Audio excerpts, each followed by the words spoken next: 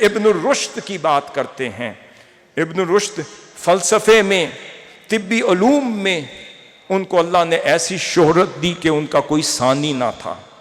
وہ فلسفی بھی تھے، طبیب بھی تھے، اپنے دور کے قاضی القضاء، چیف جسٹس بھی تھے۔ کون؟ ابن رشد، آپ نے نام سنا ہوگا۔ پھر وہ بہت اعلیٰ پائے کے محدث بھی تھے، نحوی بھی تھے، لغت پر دسترس بھی تھے، متنبی اور حبیب جیسے شعراء کے حافظ بھی تھے۔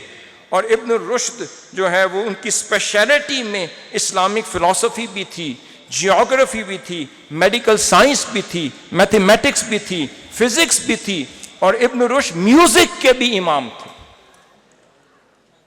میوزک کے بھی امام تھے، ایسٹرونومی کے بھی امام تھے۔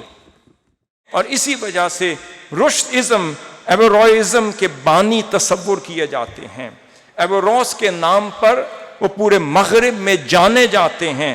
وہ فرماتے ہیں ابن رشد کو کوئی نہیں جانتا تھا جب تک مجھے امام ابن بشکوال کی شاگردی نصیب نہیں ہوئی۔